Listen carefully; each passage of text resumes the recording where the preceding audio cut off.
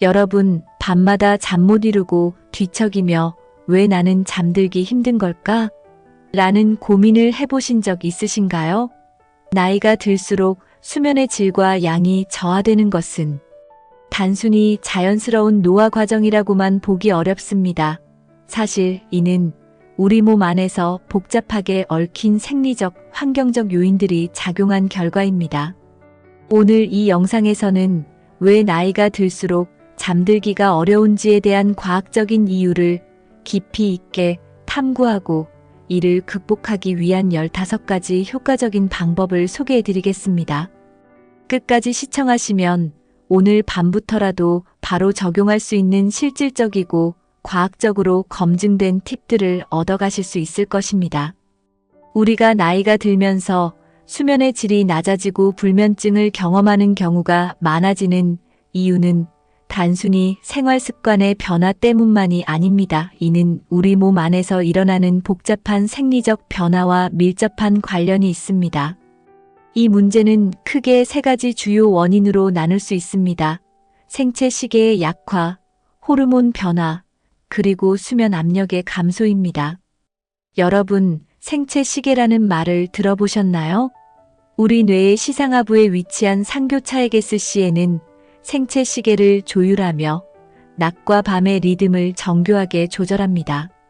그러나 나이가 들수록 이 시계가 점차 약화되고 기능이 둔화되며 결과적으로 수면 마이너스 각성 주기가 불규칙해지고 밤에는 깊은 잠을 이루기 어려워지게 됩니다. 특히 낮과 밤의 경계가 희미해지는 것이 고령층에서 흔히 나타나는 문제입니다. 멜라토닌은 수면을 유도하는 호르몬으로 밤이 되면 분비되어 우리 몸을 휴식 상태로 전환하는 중요한 역할을 합니다. 그러나 나이가 들면서 멜라토닌 분비량은 점차 감소하며 특히 50대 이후에는 절반 이상 줄어들고 70대가 되면 그 양은 젊은 시절의 30% 이하로 떨어질 수 있습니다.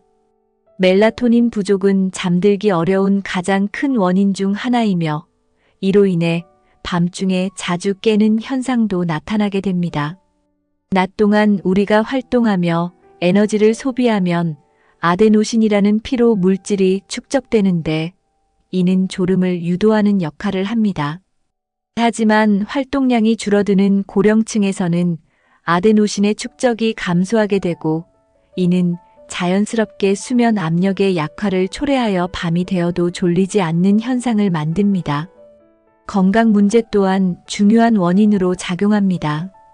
관절염이나 소화 문제와 같은 만성 질환, 복용 중인 약물의 부작용, 그리고 빛, 소음과 같은 환경적 요인은 나이가 들수록 수면에 더욱 큰 영향을 미칩니다. 특히 약물은 수면 중추에 직접적인 영향을 미칠 수 있기 때문에 주의가 필요합니다. 여러분, 우리의 수면은 단순히 피곤하다는 이유로 찾아오는 것이 아닙니다. 수면은 뇌와 신체가 협력하여 정교하게 작동하는 복잡한 과정입니다. 이제 이 과정을 조금 더 깊이 들여다보겠습니다. 우리가 잠에 드는 동안 얕은 잠에서 깊은 잠으로 다시 꿈꾸는 자마리엠 수면으로 이동하는 수면 단계가 반복됩니다. 그러나 나이가 들수록 깊은 잠의 비율이 줄어들고 얕은 잠이나 꿈꾸는 잠의 비율이 높아지며 이는 몸의 회복력과 면역 기능을 약화시키는 원인으로 작용합니다. 체온은 우리가 잠들기 약 2시간 전부터 낮아지기 시작하며 이 과정은 멜라토닌의 분비를 촉진하는 데 중요한 역할을 합니다. 하지만 나이가 들면서 체온 조절 능력이 떨어지고 체온이 충분히 내려가지 않으면 잠들기 어렵게 됩니다. 더운 여름밤에 잠들기 어려운 경험 다들 한 번쯤 있으시죠? 바로 체온이 떨어지지 않았기 때문입니다. 여러분, 스마트폰과 TV에서 나오는 블루라이트는 실제로 낮의 태양빛과 유사한 자극을 주며 이는 생체 시계를 혼란스럽게 만들어 멜라토닌 분비를 억제합니다. 특히 나이가 들면서 눈에 들어오는 빛의 양이 감소하기 때문에 낮과 밤의 구분이 더 어려워지는 경향이 있습니다.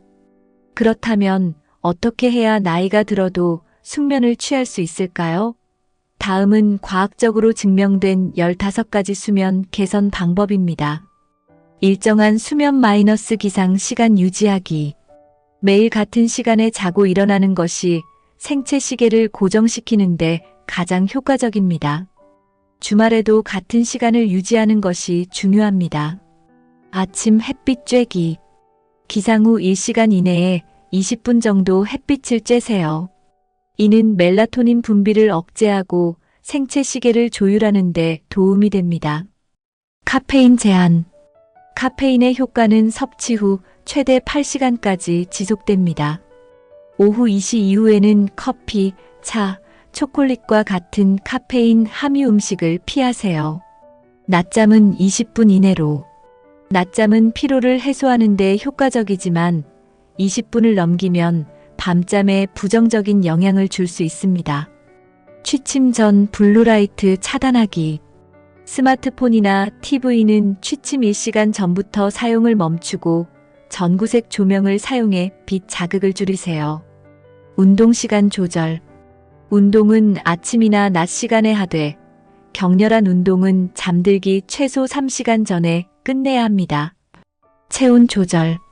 적정한 체온 하강을 위해 방 온도를 1820도로 유지하고 가벼운 이불을 사용하세요.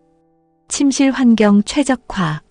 침실은 어둡고 조용하며 숙면을 위해 암막 커튼과 귀마개를 활용하는 것도 좋습니다. 멜라토닌 보충제 활용. 의사와 상의하여 멜라토닌 보충제를 적절히 사용하세요. 수면 시간에 맞춰 복용하는 것이 중요합니다. 스트레칭과 복식 호흡. 취침 전 간단한 스트레칭이나 복식 호흡은 몸과 마음을 이완시켜 숙면을 돕습니다. 저녁 식사는 가볍게. 자기 3시간 전에는 소화가 쉬운 음식을 섭취하고 과식을 피하세요. 알코올 섭취 줄이기. 알코올은 잠들기에는 도움을 줄 수 있지만 깊은 잠을 방해하고 중간에 깨게 만듭니다. 차분한 음악 듣기. 잔잔한 음악이나 백색 소음은 마음을 안정시키고 숙면을 유도합니다. 디퓨저와 아로마 활용. 라벤더와 같은 향은 긴장을 완화하고 마음을 진정시키는 데 효과적입니다. 취침 전 루틴 만들기. 책 읽기, 따뜻한 차 마시기, 조용한 명상 등 매일 반복할 수 있는 취침 전 루틴을 만들어 보세요. 여러분, 숙면은 단순히 피곤을 풀기 위한 것이 아니라 우리의 몸과 마음을 회복시키고 건강을 유지하는 데 필수적입니다. 오늘 소개해드린 15가지 방법 중 일부만 실천해도 수면의 질이 확연히 달라질 것입니다. 이 영상이 유익하셨다면 좋아요와 구독, 그리고 알림 설정을 부탁드립니다. 댓글로 여러분의 수면 고민이나 경험을 공유해 주시면 더 많은 분들에게 도움이 될 것입니다. 감사합니다.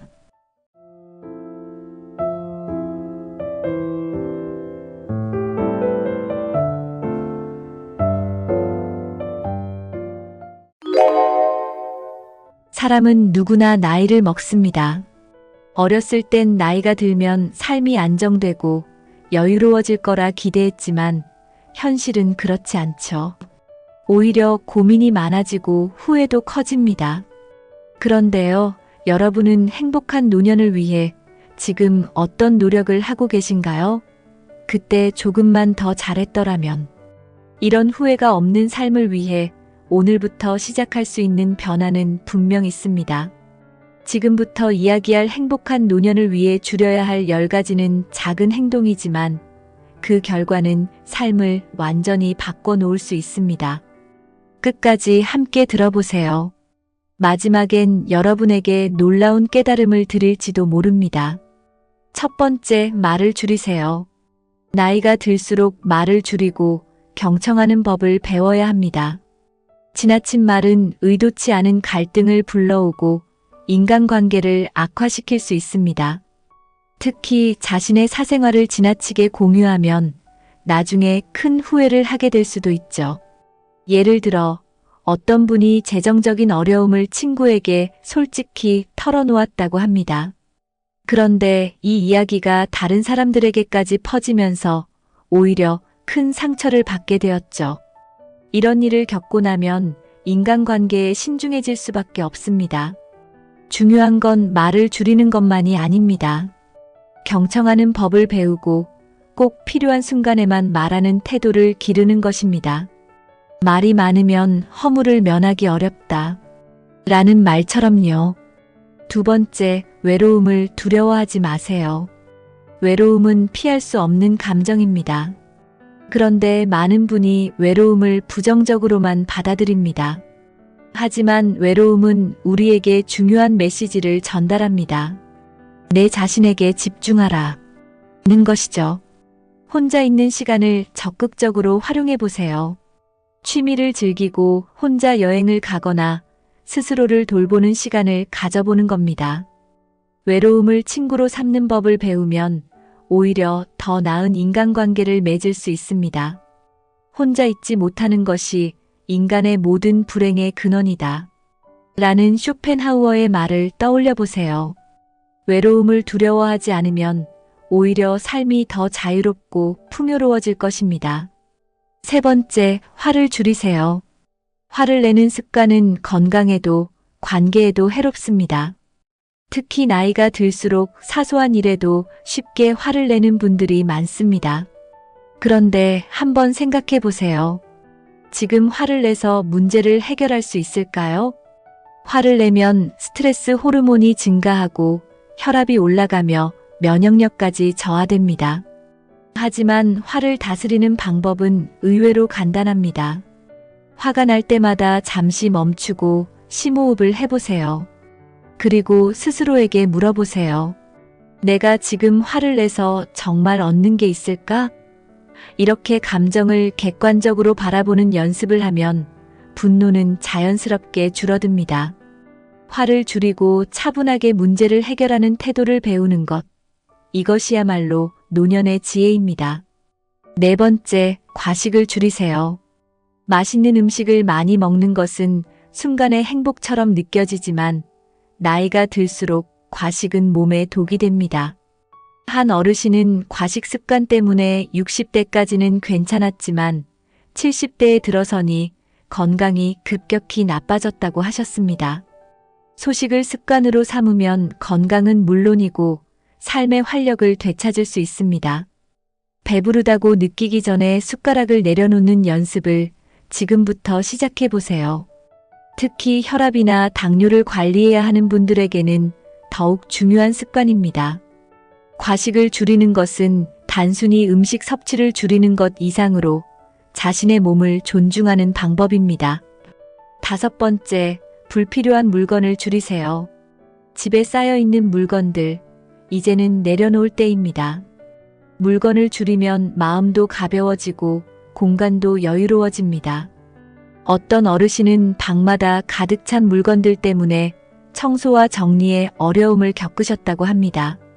결국 물건을 정리하면서 오히려 삶이 단순해지고 행복해졌다고 하셨습니다. 물건이 줄어들수록 마음의 짐도 가벼워집니다. 중요한 건 물건을 정리하는 과정에서 자신의 삶을 돌아보고 정말 필요한 것에 집중하게 된다는 점입니다.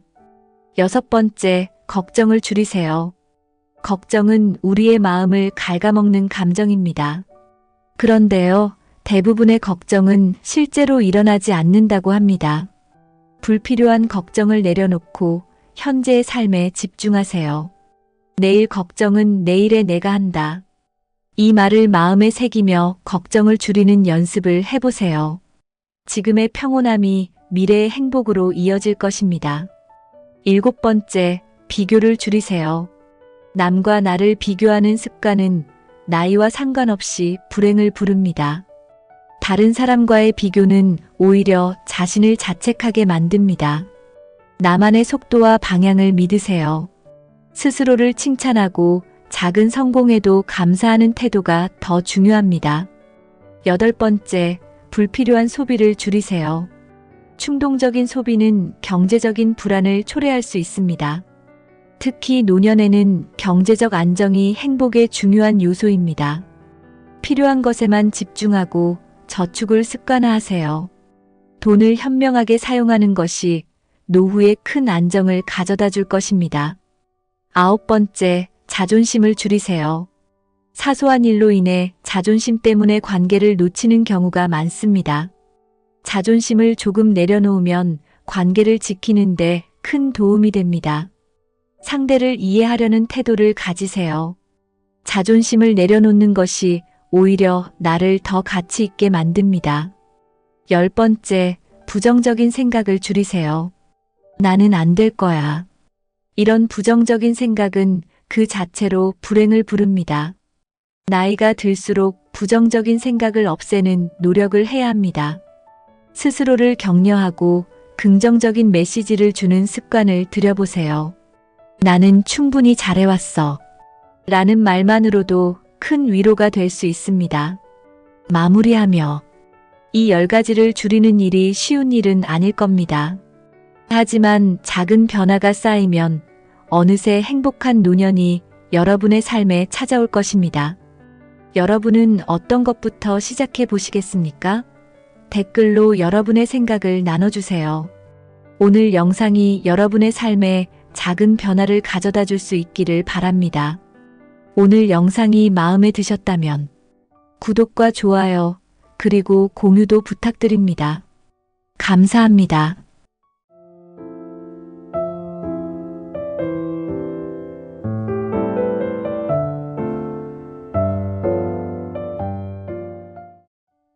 여러분, 혹시 주변의 사소한 일에도 금세 화를 내는 사람이 있나요? 그 사람이 여러분의 친구일 수도 있고, 직장 동료일 수도 있고, 혹은 가족일 수도 있습니다. 아무리 사소한 일이라도 그냥 지나칠 수 있는 상황에서 갑자기 화를 내고 주변 사람들을 불편하게 만드는 사람들, 우리 일상에서 한 번쯤은 겪어봤을 겁니다. 사실 이런 사람들을 마주했을 때 대부분 당황하게 됩니다. 어떻게 대처해야 할지 모르겠고 자칫 그들의 화에 휘말리게 되거나 상황을 더 악화시킬까봐 지나치게 양보하게 되죠. 그런데 이런 식으로 대처하면 결국 여러분만 더 지치고 힘들어집니다. 오늘은 여러분이 더 이상 이런 상황에서 속수무책으로 당하지 않도록 화를 잘 내는 사람들과 대처하는 효과적인 방법을 알려드리려고 합니다. 그들의 감정에 휘둘리지 않고 오히려 상황을 주도할 수 있는 비법을 지금부터 차근차근 알려드릴게요. 화를 잘 내는 사람들의 공통적인 특징. 우선 화를 잘 내는 사람들의 특징을 먼저 이해해야 합니다. 왜냐하면 그들의 행동을 이해하는 것이야말로 효과적인 대처법의 시작이기 때문이죠. 첫 번째, 작은 일에도 과도하게 반응합니다. 여러분도 이런 사람을 한 번쯤 보셨을 거예요. 예를 들어 친구와 평소처럼 대화를 나누다가 가볍게 농담을 했는데 갑자기 그 친구가 얼굴이 붉어지면서 화를 내는 겁니다. 여러분은 속으로 이게 그렇게 화낼 일이야? 라고 생각하지만 상대방은 마치 큰 공격을 받은 것처럼 반응하죠. 이런 사람들은 보통 작은 문제도 자기 존재를 위협하는 일처럼 느낍니다. 자존심이 조금이라도 상처받는 순간 자신을 보호하려는 본능이 과도하게 발동하면서 화를 내게 되는 거죠. 그들의 화는 일종의 방어 기제라고 볼 수 있습니다. 하지만 이 방어 기제가 과격해서 주변 사람들까지 지치게 만들죠. 두 번째, 비난의 화살을 돌리는 경향이 있습니다. 화를 잘 내는 사람들 중에는 자신의 실수를 인정하지 못하고 남에게 책임을 돌리는 경우가 많습니다. 예를 들어 친구와 약속 장소를 찾다가 친구가 길을 잃었을 때 너가 제대로 알려줬어야지 라고 화를 내는 경우죠. 사실 그들은 자신의 실수를 인정하는 것을 두려워합니다. 자신이 잘못했다는 걸 인정하면 자존감이 무너질까봐 두려운 거예요. 그래서 본능적으로 남을 탓하며 자신을 방어하려는 거죠. 세 번째, 감정 기복이 심합니다. 여러분도 이런 경험 있으실 거예요. 가족 모임에서 다 같이 즐겁게 이야기를 나누다가 누군가의 한마디에 갑자기 분위기가 싸늘해졌던 적. 이런 사람들은 감정을 통제하지 못해요. 방금 전까지 웃고 있다가도 작은 자극에 크게 흔들리며 감정을 주체하지 못한 채 폭발하는 경우가 많습니다. 네 번째, 통제 욕구가 강합니다. 모든 것을 자신이 계획한 대로 통제하려는 사람들이 있습니다. 예를 들어 집안에서 어떤 일을 하려고 하는데 가족들이 그들의 계획과 다르게 행동하면 왜 내 말대로 안 해? 라며 갑자기 화를 내죠. 이 사람들은 자신이 통제하지 못하는 상황을 굉장히 두려워합니다. 그래서 통제권을 잃는 순간 자신이 무너지는 것처럼 느끼고 화를 냅니다. 화를 잘 내는 사람들을 대처하는 방법. 그렇다면 이제 본격적으로 이런 사람들과 마주했을 때 대처하는 방법을 알려드릴게요. 이 방법들은 간단하지만 강력한 효과를 발휘할 수 있습니다. 상황에 따라 하나씩 실천해 보세요. 1. 진정해라는 말은 절대 하지 마세요. 화가 난 사람에게 진정해라는 말을 해본 적 있으신가요? 그런데 이런 경험도 있으셨을 겁니다. 그 말을 듣고 오히려 더 크게 화를 내는 경우요. 진정해라는 말은 상대방의 감정을 무시하거나 과장된 것처럼 느끼게 할 수 있습니다. 상대방은 내 감정을 제대로 이해하지 못하면서 무조건 진정하라고 하네라고 생각하며 더 반발하게 되죠. 대신 상대방의 감정을 먼저 인정하고 그 감정을 풀어낼 수 있도록 대화를 이끌어가야 합니다. 예를 들어, 내가 너를 화나게 했다면 미안해. 그 부분을 좀 더 이야기해 줄래? 라고 말해보세요. 이 한마디는 상대방이 존중받는다고 느끼게 만들고 감정을 가라앉힐 기회를 줍니다. 2. 말없이 자리를 떠나지 마세요. 화가 난 사람과 계속 대화를 시도하면 상황이 더 악화될 수 있습니다. 그래서 잠시 거리를 두는 것이 필요할 때도 있죠. 하지만 이때 중요한 건 아무 말 없이 자리를 뜨면 안 된다는 겁니다. 말없이 떠나는 행동은 상대방에게 무시당했다는 느낌을 줄 수 있습니다. 대신 이렇게 말해보세요. 지금은 우리가 조금 감정적인 것 같아. 잠시 시간을 갖고 차분해지면 다시 이야기하자. 이 말은 상대방에게 진정할 시간을 주면서도 대화를 회피하려는 의도가 아님을 분명히 전달합니다. 3. 감정을 환기시키는 질문을 던지세요. 화가 난 사람에게 효과적인 질문을 던지는 것도 좋은 방법입니다. 예를 들어, 오늘 무슨 일이 있으셨나요? 같은 질문이요. 이 질문은 단순해 보이지만 심리적으로 큰 효과가 있습니다.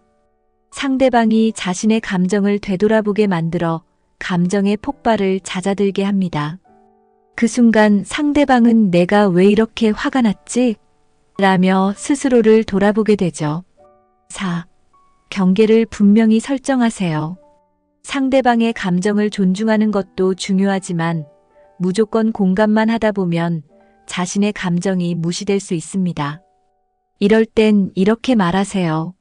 내가 화나는 건 이해해.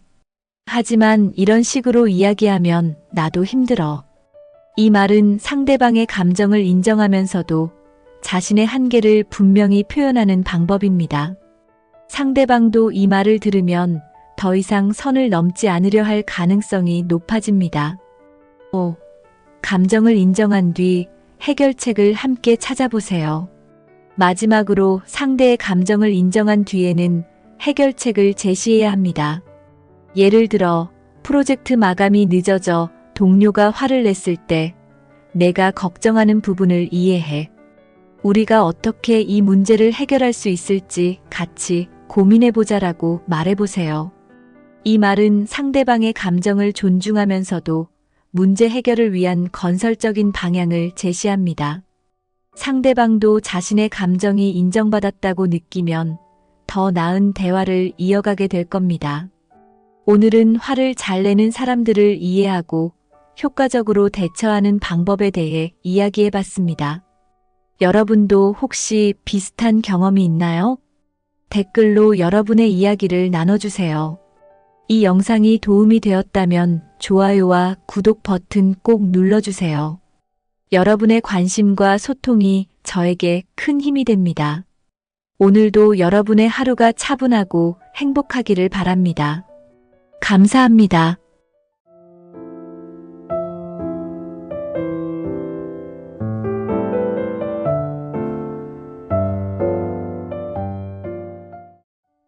치매는 어느 날 갑자기 찾아오는 병이 아닙니다. 아주 작은 신호에서 시작해 서서히 우리 일상에 스며들죠. 하지만 그 시작을 알아차리지 못하면 어느 순간 나도 모르게 일상생활이 어려워질 수 있습니다. 여러분은 혹시 이런 경험을 해본 적 있나요? 갑자기 방금 했던 말을 잊어버리거나 물건을 어디에 두었는지 기억나지 않는 것. 처음에는 나이 탓이겠지 하고 넘기지만 이것이 치매의 시작일 수 있다는 사실을 아는 사람은 많지 않습니다. 오늘은 치매 초기 증상이 무엇인지 우리가 꼭 알아둬야 할 중요한 신호들에 대해 이야기하려고 합니다. 그리고 치매를 예방하기 위해 지금부터라도 실천할 수 있는 구체적인 방법들도 함께 알려드리겠습니다. 작은 습관이 뇌 건강을 지키고 나아가 삶의 질을 높일 수 있다는 점 꼭 기억하시길 바랍니다. 치매는 어떻게 시작될까요? 치매는 우리가 흔히 생각하는 단순한 건망증과는 다릅니다. 건망증은 잊어버린 기억을 나중에라도 떠올릴 수 있지만 치매는 기억 자체가 사라지기 때문이죠. 특히 치매는 최근 기억부터 영향을 줍니다. 오래된 기억은 잘 유지되지만 방금 있었던 일을 잊어버리기 시작합니다. 예를 들면 이런 모습입니다. 밥을 먹었는데도 배가 고프다고 말한다. 방금 약을 챙겼는데 또 약을 먹으려 한다. 이렇게 최근에 일어난 일에 대한 기억이 반복적으로 사라진다면 이것이 치매 초기 증상일 수 있습니다. 놓치면 안 되는 치매 초기 증상. 치매는 다양한 증상으로 시작되지만 특히 다음과 같은 증상들이 반복적으로 나타난다면 주의해야 합니다. 첫 번째, 최근 기억이 자주 사라진다. 가장 대표적인 증상입니다. 방금 했던 일이나 말이 기억나지 않는 경우가 많습니다. 예를 들어 방금 전화한 사람이 누구였지? 내가 열쇠를 어디에 뒀더라? 같은 일들이 자주 반복되죠. 오래된 기억은 잘 유지되기 때문에 주변에서는 이 증상을 가볍게 넘기기 쉽습니다. 하지만 최근 기억을 자주 잊는 것은 뇌 기능 저하의 중요한 신호입니다.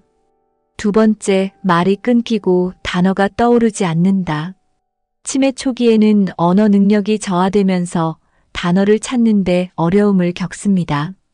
평소에 자주 쓰던 단어조차 잘 떠오르지 않아 대화가 끊기곤 하죠. 그거 있잖아. 그거 뭐지? 하는 말이 잦아지고 설명이 길어지는 경우가 많습니다. 세 번째, 물건을 엉뚱한 곳에 둔다. 냉장고에 휴대폰을 넣어두거나 서랍에 지갑을 두고 기억하지 못하는 경우입니다. 건망증과 다른 점은 물건을 엉뚱한 곳에 둔 과정 자체를 기억하지 못한다는 겁니다. 네 번째, 시간과 장소를 혼동한다. 시간 감각이 흐려지고 자신이 어디에 있는지 혼란스러워하는 경우가 많아집니다. 가까운 병원 예약 날짜를 잊거나 중요한 약속 시간을 지나치기도 하죠. 특히 낮과 밤을 구분하지 못하거나 집 근처에서 길을 잃는 경우도 생깁니다. 다섯 번째, 성격과 감정이 달라진다. 평소와는 다르게 작은 일에도 예민하게 반응하거나 화를 내는 경우가 늘어납니다. 또는 갑자기 우울해지거나 무기력감을 느끼면서 의욕이 떨어지기도 합니다. 감정의 변화가 반복되고 이유 없이 불안감을 느끼는 것은 치매 초기의 감정 변화 신호일 수 있습니다. 치매를 조기에 발견해야 하는 이유. 치매는 초기 증상을 놓치면 점점 더 빠르게 진행됩니다. 뇌세포는 한번 손상되면 다시 회복하기 어렵기 때문이죠. 하지만 다행히도 치매는 조기에 발견하고 관리하면 진행을 늦출 수 있습니다. 특히 알츠하이머 같은 치매는 약물 치료와 함께 꾸준한 생활 습관 개선을 병행하면 뇌 기능을 유지하고 생활의 질을 높일 수 있습니다. 가장 중요한 것은 바로 예방입니다. 조금만 더 신경 쓰고 꾸준히 실천하면 치매를 예방하거나 초기 증상을 완화할 수 있습니다. 치매를 예방하는 6가지 핵심 습관. 첫 번째, 꾸준한 신체 활동입니다. 운동은 뇌 혈류를 증가시켜 뇌세포를 활성화시킵니다. 하루 30분 정도 가볍게 걷는 것만으로도 치매 예방에 큰 효과가 있습니다. 걷기 외에도 실내에서 스트레칭, 가벼운 체조를 꾸준히 해보세요. 두 번째, 뇌를 자극하는 활동을 실천하세요. 독서, 글쓰기, 퍼즐 맞추기, 악기 연주처럼 집중력과 사고력을 필요로 하는 활동이 뇌를 건강하게 유지합니다. 새로운 취미를 배우는 것도 좋은 방법입니다. 뇌는 새로운 것을 배우며 더욱 활발하게 움직입니다. 세 번째, 충분한 수면을 유지하세요. 수면 부족은 뇌세포 회복을 방해하고 기억력을 저하시키는 원인이 됩니다. 하루 7시간 이상의 규칙적인 수면이 중요하며 잠자기 전에는 스마트폰 사용을 줄이는 것이 좋습니다.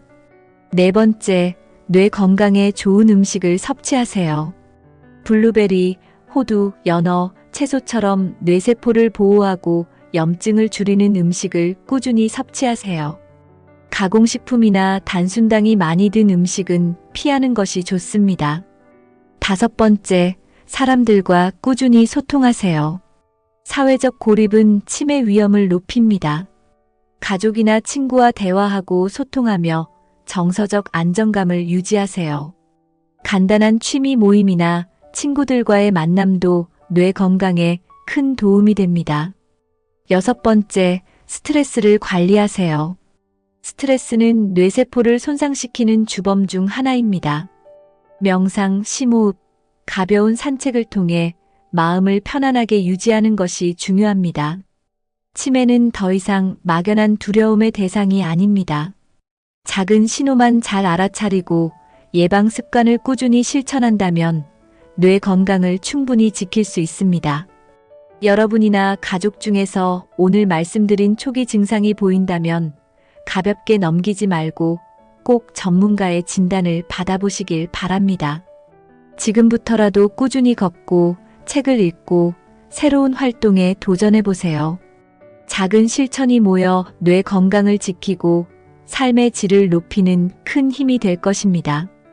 여러분의 건강한 미래를 위해 오늘부터 함께 실천해봅시다. 감사합니다.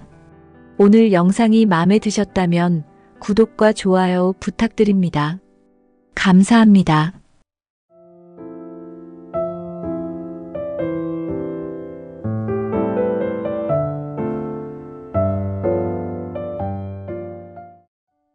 나이가 들수록 건강이 예전만 못하다는 생각이 드시나요? 헬스도 다녀보고 등산도 다녀보았지만 좀처럼 건강이 좋아지는 것 같지 않습니다. 하지만 그거 아셨나요? 나이 들어서는 걷기가 최고의 운동입니다. 아마 이 말 들어보셨을 겁니다. 걷기만 해도 병이 낫는다? 하지만 제대로 걸어야 병을 예방할 수 있습니다. 여러분은 지금 올바르게 걷고 계신가요? 오늘 영상에서는 걷기가 우리 몸에 어떤 영향을 주는지, 왜 걷는 게 중요한지, 그리고 더 나아가 걷기만으로 병을 예방하고 건강을 지킬 수 있는 방법을 자세하게 설명해 드리겠습니다. 천천히 차근차근 이야기해 보겠습니다. 먼저 인간은 원래 걷도록 만들어진 존재입니다.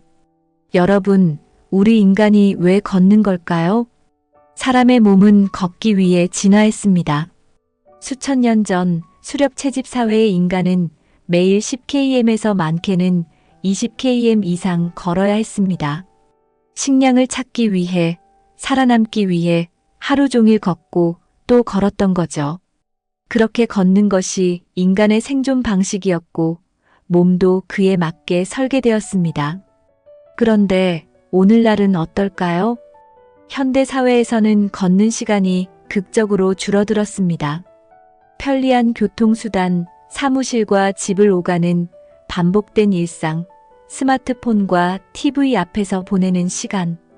우리는 걷지 않고 대부분의 시간을 앉아서 보내고 있습니다.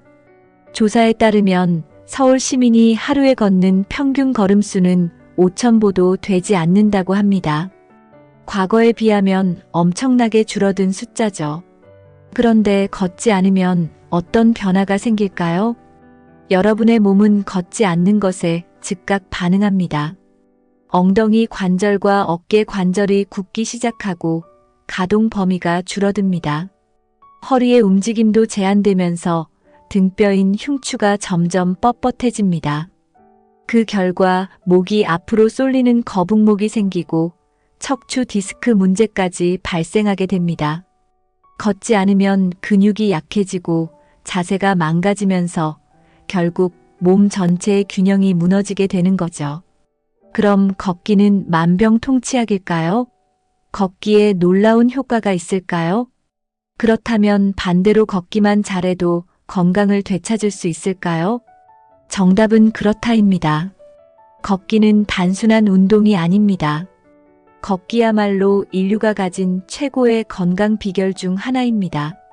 미국에서 진행된 연구에 따르면 하루에 1,000보만 더 걸어도 만성질환의 위험도가 10% 이상 감소한다고 합니다.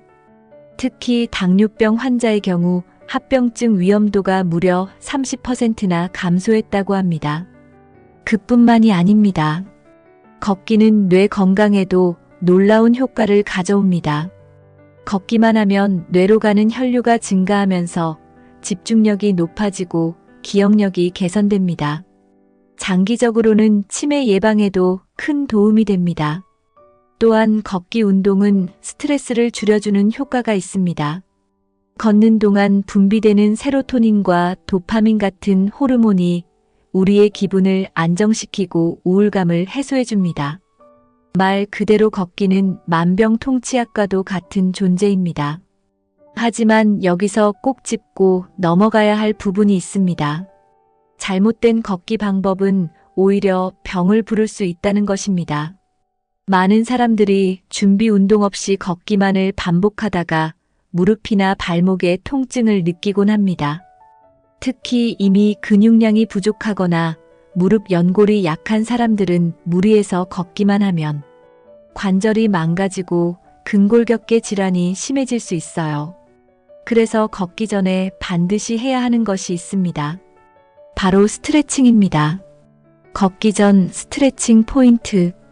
허벅지 앞뒤 늘리기. 다리를 앞뒤로 뻗어 허벅지 근육을 충분히 풀어줍니다. 종아리 근육 풀기. 발을 뒤로 쭉 뻗어 발끝을 바닥에 대고 종아리 근육을 늘려줍니다. 어깨와 허리 돌리기. 어깨를 가볍게 돌리고 허리를 좌우로 풀어줍니다. 걷기와 함께 근육의 균형을 맞추기 위해 꼭 필요한 운동도 있습니다. 브릿지 운동. 엉덩이 근육을 강화해 관절의 부담을 줄여줍니다. 스쿼트. 무릎 주변의 근육을 강화해 무릎의 안정성을 높입니다. 플랭크. 코어 근육을 강화해 올바른 걷기 자세를 유지할 수 있습니다. 이런 운동들을 병행하면 걷기만으로도 더 큰 건강 효과를 볼 수 있습니다. 이제 걷는 방법에 대해 이야기해 보겠습니다. 걷는 자세를 조금만 바꿔도 몸에 가해지는 부담이 줄어들고 더 효율적인 걷기를 할 수 있습니다. 시선은 정면을 보세요. 목을 과도하게 치켜 세울 필요는 없습니다. 어깨에 힘을 빼고 팔을 자연스럽게 흔들어 주세요. 보폭은 자연스러운 범위로 유지하세요. 너무 크게 걷지 않아도 괜찮습니다. 걷는 동안 복근과 골반 근육에 살짝 힘을 주고 균형을 잡으세요. 이렇게 걸으면 몸의 균형이 잡히고 걷는 동안 무릎과 허리에 가해지는 부담이 줄어듭니다. 마지막으로 걷기와 함께 근육 건강이 왜 중요한지 말씀드리겠습니다. 근육량은 노년기의 삶의 질을 결정합니다. 나이가 들면서 자연스럽게 근육이 줄어들기 때문이죠. 그런데 병에 걸리거나 며칠간 누워만 있어도 근육은 급격히 감소합니다. 하루에 누워있는 시간 동안 근육은 1%씩 줄어든다는 연구 결과도 있습니다. 10일만 누워있으면 10년치 근육이 빠진다는 이야기죠. 결국 근육이 부족하면 일상생활이 어려워지고 누군가의 도움이 필요하게 됩니다. 그래서 근육량은 젊었을 때부터 연금처럼 준비해야 한다고 말하는 겁니다. 걷기와 함께 근력 운동을 병행하면 노년기에도 독립적인 생활을 유지할 수 있습니다. 걷기만 잘해도 인생이 달라집니다. 걷기는 우리에게 주어진 가장 자연스럽고 강력한 건강관리 방법입니다. 하지만 올바른 걷기 자세와 준비 운동, 그리고 근력 운동을 병행해야 더 큰 효과를 볼 수 있습니다. 하루에 천천히 조금씩 꾸준히 걸어보세요. 걷는 순간 우리의 몸은 더 건강해지고 활력을 되찾을 겁니다. 아무것도 하지 않으면 아무 일도 일어나지 않습니다. 머릿속의 생각만으로는 바뀌는 것이 없습니다. 지금 당장 나가서 걷기 운동을 해보시기 바랍니다. 오늘 영상이 도움이 되셨다면 지금 당장 실천해보세요. 감사합니다. 영상이 마음에 드셨다면 구독과 좋아요 부탁드립니다. 감사합니다.